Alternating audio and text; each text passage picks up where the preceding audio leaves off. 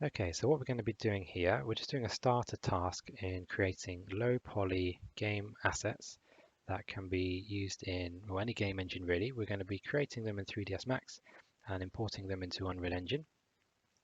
And they're going to, yeah, it's like game assets that you could essentially just build upon to create environments for, um, building up a level. So what we're going to do, if I just show you so you conceptually kind of see what we're doing here. So you see this image that I've got, we're going to be creating like a version of this kind of tower, a simpler version actually, because we're just getting started. But you can see that these gaming assets, they're kind of, although they look really nice, they're this kind of low poly style, which is what we're going to be doing. And you can imagine this very small level. This could be used for like a platformer.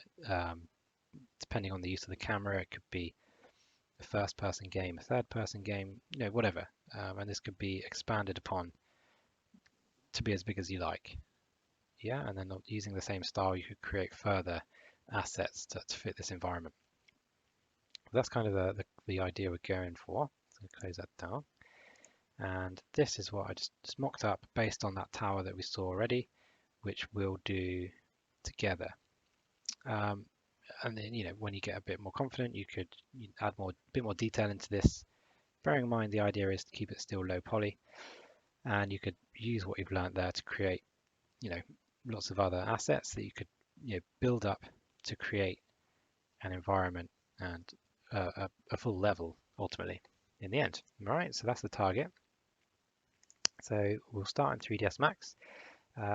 What I would say is you kind of need to just have the basic kind of understanding of 3ds Max, like adding your primitive objects, changing them to editable polys so that you can edit them further, some of the basic tools, that's about it. So if you aren't quite there, it's the very first time you've ever opened this, maybe do the getting started video first that I've got and then come back to this after.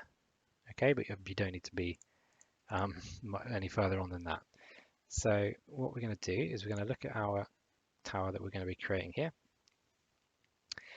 We're going to start with the primitive shape, which is quite clearly going to be a box. So create this box. It doesn't have to be perfect when you first create it. Maximize my viewport, get my move tool. And what you should always do when you start a model is right click these arrows down here to center it to the world.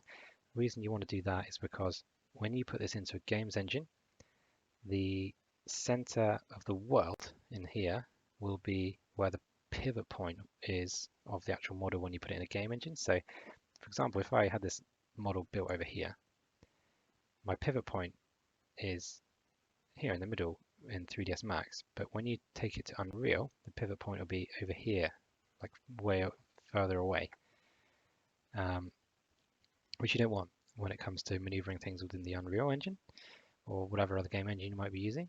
So always center the object first. Okay. All right, so once you've created your shape, you come over here to the Edit tab to edit it. Now, notice how my sizes, they have millimeters. All right, if you've just opened the software for the first time or you haven't done this yet, yours will be, well, it won't say millimeters. So it's a good idea to use that because, again, when we're using it for a game engine, you want the scale to be somewhat right. And if you're using the same scale for every single asset you make, you're not going to have to do all this rescaling in the engine. So if you go to customize up here and the unit setup, yours will probably be, if you haven't done this yet, it'll be generic units. So change it to metric.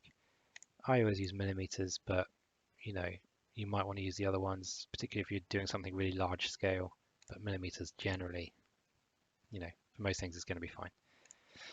All right, so if we look at our object, we're going to start just with this bottom kind of section, and I would say I'm going to go 2.5 meters by 2.5 meters by about 600 high. I'm just eyeballing that. You might be building something that you know the scale of, and then you can be a bit more accurate. I'm just judging that off the size of this door, and I could be kind of wrong, but that's fine. The scale is going to be down to you. I'm not going to add any more segments because we're keeping this low poly, right? So I want to keep this as low in geometry as possible. And I'll add a sort of geometry as and when I need it, rather than doing the segments here, because you can end up adding more geometry that you just don't need. Okay, so we're fine with that. We convert it to an editable poly.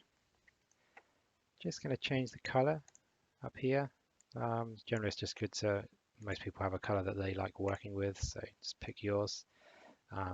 Bear in mind that if you want this color to export out of the 3ds Max, you need to put a material on rather than using this color, but we'll come to that. So we're just going to get the basic block out shape of this tower first of all. So I'm going to go to polygon, this top one here, and I'm going to extrude up to maybe there. That's fine. Always remember, if you do your extrusion and you don't like the height, don't just extrude again to try and change the height. Use the move tool to move that polygon after you've extruded it. That's fine. Then I'm going to extrude that middle section. Extrude. I need to move again. That section there. And then just one more time for the top section. All right. You can obviously spend more time on yours and be more accurate. I'm just doing it quickly for the video. And before I extrude outwards, I'm just going to get all my geometry in first. That's the best kind of thing you want to do. So I need to cut out these little viewing points, whatever you might want to call them, the section for the doorway. So I'm going to go to edge mode. I'm going to select those edges there. Yeah, that'll do for now. I'm going to get my connect tool. Again, I'm going to click settings, and I'm going to play around with these settings for each of the tools, because you know you've got to get familiar with them. So if I add more of these, it's going to add more sections on. If I slide this, it's going to pinch and pull it. This one will slide it side to side. So just get a feel for that. That looks about right for the doorway, that'll do. And then for these, again, connect. Just needs to be a bit smaller than the doorway, that's fine. Same for that. And that side. And around the back. That's great. And then these also need cutting out for the windows. So it's going to go that way. So connect, the way connect works, you can already see it adds in lines going across from one edge to the other that you had selected previously. And then want to slide down to about there. Again there. Again, we'll just do this all the way around.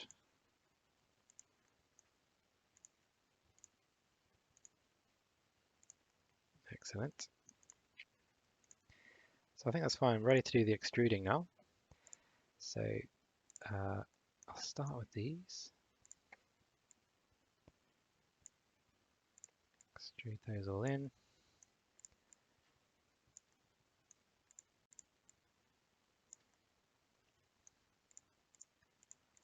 This one here. Extrude back as well. I'm going to delete that polygon there, both of those. Okay, great. So that detailing is in there, and now we just need these sections here to kind of extrude outwards, as you can see on these. So do it one bit by bit. So select all those polygons there and extrude. I'm going to get the dialog box. I always remember with extrude. All right, sorry about that. So anyway, on to extruding these bits. So yeah, we get those polygons there. Get our extrude here. Now, yeah, this was the issue. So if you're in group, it will push and pull in like one direction, but we want it to extrude in all directions. So it actually needs to be on local normal. Okay, so that's fine for that. Let's come down to the bottom one, extrude again, that's fine, and then just do the same thing around on the top. Brilliant, and extrude again. And then just this polygon up here, we need to just inset a little bit and manually extrude down. Okay, so if we look at our reference image, we got the basics there of that. It's absolutely fine. So we're already just on to doing a bit of detailing. And this, when you're creating low poly models, a lot of the time this is all you really need to do. Just connecting and extruding and insetting, and you can create a lot of stuff. That's generally going to be kind of boxy.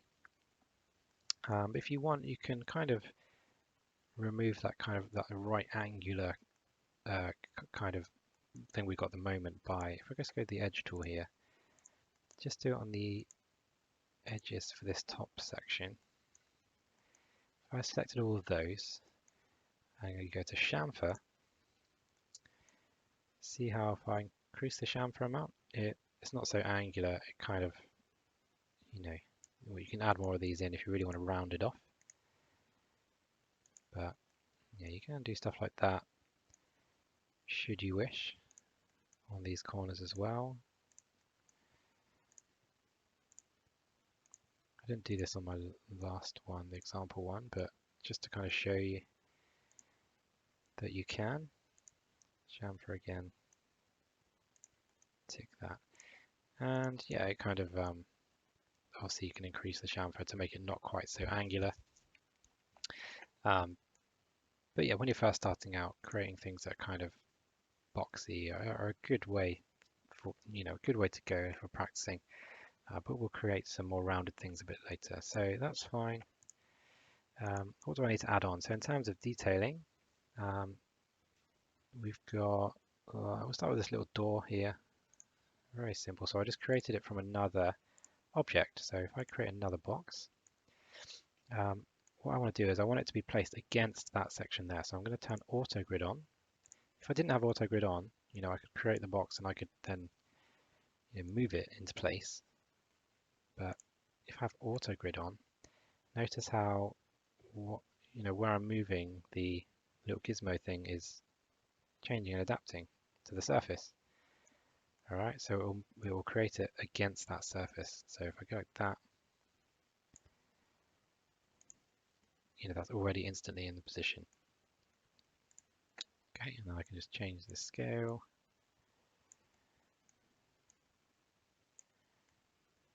Let's go in that doorway there. And that length is, give it 2 meters. Kind of about the height of a normal doorway. I think a normal doorway is, don't know, I'll have to look that up. We'll leave it at 2 meters. There's not a normal doorway anyway, is it? It's on a tower. So that's fine. Just adding a little bit of detail to the door. I've just done an inset there and then added a little handle. Nothing too fancy. Again, you can add in whatever detail you want, but keeping in mind that it's going to be low poly. So insert, extrude in. All right, and then the handle, I just create another box with auto grid on.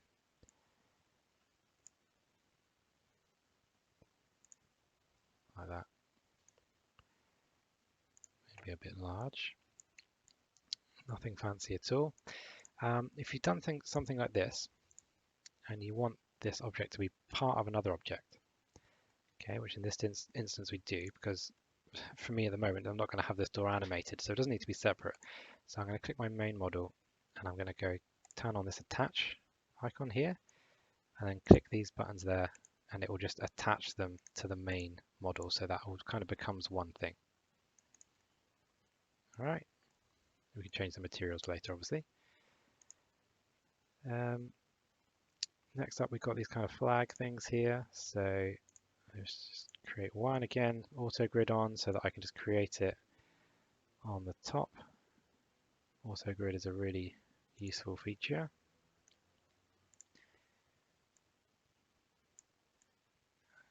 resize it to what you want, convert to editable poly. This is where that, I might try and use chamfer for this. So if I get those two edges and use chamfer, if I turn that right up, you can get that kind of point. And press tick. All right, and again, I think all I've done there is click that top polygon, inset it. Although if I inset too much, you get that crossing over, which isn't ideal.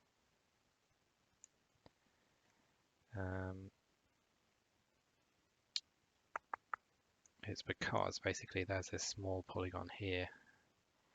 I'm going to undo. Okay, instead of doing the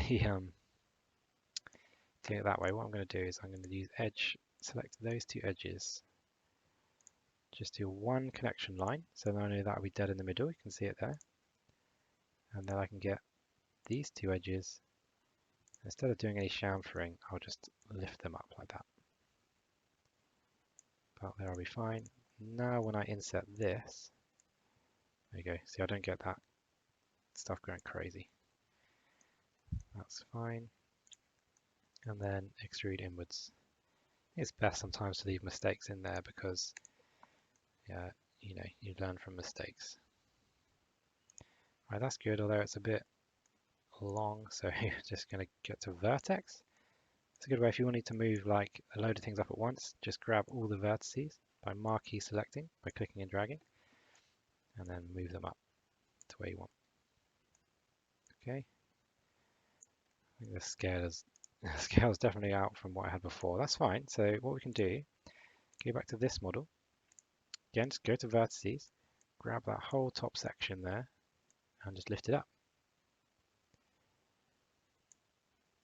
All right.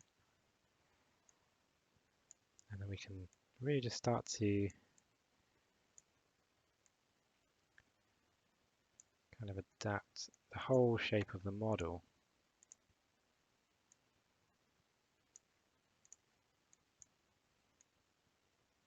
There we go. Changes up the scaling a little bit. Not quite happy with that. I want to move this down again.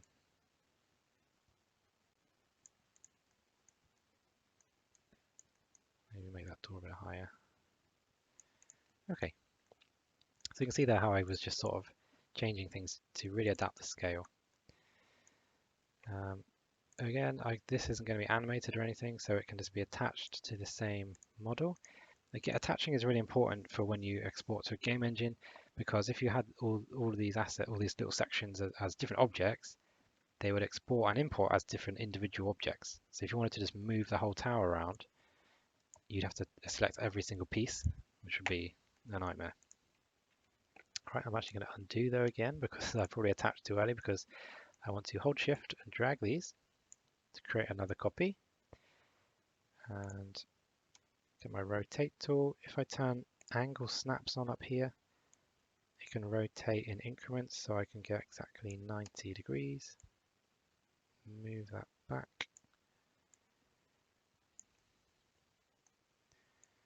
Into position there.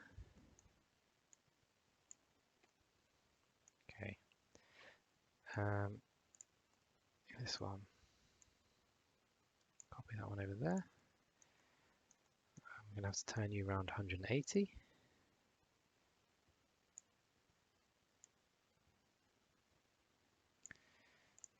And same for you. Copy that. 180. If you find that you're a lot slower than me, again, it doesn't matter. Just take your time, get it right, and learn from what you're doing. And now we can attach all those to the main model. Great. Looking good. Now on mine, I've got this kind of brickwork stuff here, a little bit of extra detailing around these windows and around this section. I'm not going to do all that because, again, you can instantly see how I've done it. So these little brickwork bits of detail are just boxes, auto grid on, just drawing them against the surface. This section here, again, I used connect insert everything, extrude to make those. It's kind of straightforward really. So that essentially is the tower. And we'll just do the materials. Yeah, we'll do the materials now. So I'm going to come up here to the material editor. And you might have yours. So if you go to modes, yours will probably be in the slate version by default, like that. Okay. It's probably best to use this because this is the kind of the best, the one you should be using. So this is the material editor. So we just want standard materials. So I'm going to drag in this standard one. There we go. And we want the diffuse color. So we click and drag from there. I suppose I don't even need to do that. I just want it to be a color. Double click it, and then we can just see it says diffuse here. We just change this color. We're not going to use any proper textures and material like for now, like brickwork or things like that. We're just going to have it solid color. So what color did I use? Just gray, I think. So okay, gray, absolutely fine. So then if we click on model, remember you can add materials by polygon. So if I go to polygon, select those polygons there, for example. I'm going to marquee select across that little bit, grab all of those. Once you've got your polygon selected, make sure the material is double clicked. You can see that by the dotted line around it, and then assign material to selection.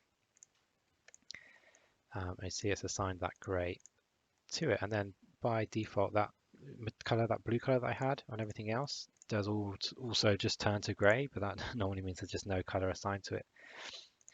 So the other color I used was a kind of a beigey kind of color. So drag in another standard one, double click that.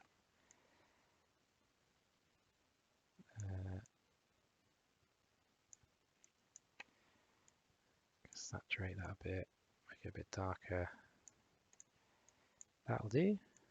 And then polygons, if I select those around there, and then got that material selected, assign to selection, and you can see there that is assigned up there. Now, again, I'm not going to go through and do all of that. I'm just showing you how it's done, and then you can assign materials to all the rest of your polygons on this model. All right, just solid colors. That's the kind of the style we're going for at the moment, just a solid color. Okay, next up, all we're going to do now to finish this off is just add in these little sort of extra bits of detailing, the barrels and crates. Crates are real nice and easy. They're just boxes, so if I just create one, literally just a box like that. So what should we do? 500, 600 by 600 by 600. Okay, it's a little cube. Convert it to an editable poly. Select the polygons. Select Control A will select every polygon, and then inset by polygon. Okay, lovely, and then extrude. Not that way. Slightly inwards, and there you go. There's a crate. Simple one, but there's a little crate. And then you can just to create those. You just hold Shift and drag. If you make an instance of it, that means if I were to make any amendments, it makes an amendment to everything, every single one. All right, so there's some crates for you. Put another one over that side maybe. Then what have we got? These little barrels. So that's going to be a cylinder. We're going to learn a new trick with this one. So just create a little cylinder like that. Radius 400, height go about 700. No, maybe not, 800. Oops, 800 there, sorry, and 400 there. Get rid of those segments. Convert to editable poly. Edge mode, select all those edges, We just want to add in the geometry for these kind of these grey bands. So let's connect.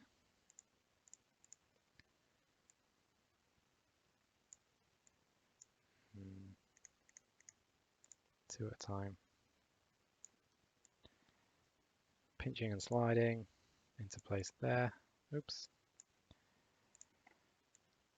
And then do the same thing again.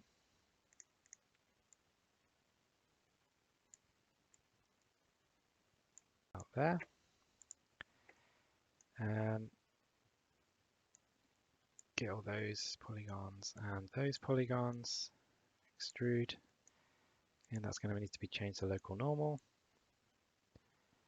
Okay. And the top one, sorry. Insert.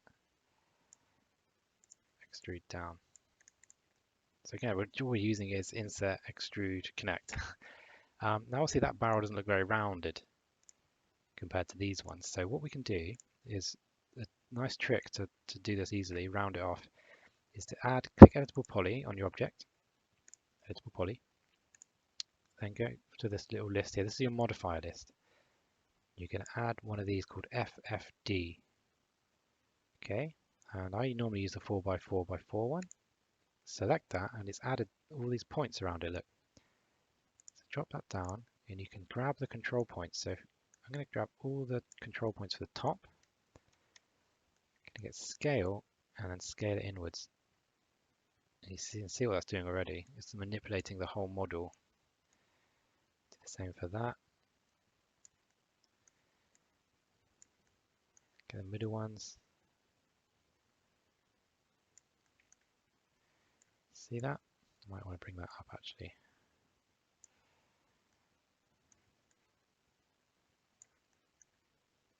And just manipulate those control points. It doesn't look amazing, but that's okay. You get the idea. And there's a barrel. All right, barrels are a bit large, but it doesn't matter. Again, just shift and drag them to create new ones. And there you have it. Okay, and again, the materials work in the same way. So get your material editor, select the material that you want, select your object, assign to selection, or you can assign per polygon. All right, so that's the kind of modeling phase. So it really is that simple. Just all we've really used is extrude, insert. We use chamfer when we're in edge mode, and connect when we're in edge mode. That's really all we've used there for everything. When we're creating things, we've used this auto grid feature, which is really useful. We've used attach. And if this was, these would actually be always separate objects because you might want to move them around separately when you're in the engine. And then the materials, you just are dragging in standard materials, double clicking them, changing the diffuse color to whatever it needs to be, and assigning it per polygon to the models. Okay, and that's that. And again, this is what I got in the end. You might not like the color scheme that I've used, just do whatever kind of color scheme that you want. Don't worry about lighting it, rendering it, anything like that, because we're literally just exporting it, and all the lighting and everything is going to be done in the game's engine. All right, so the task for you to complete is to create something like I've created there, your own sort of version of that if you want to, add in extra assets if you like.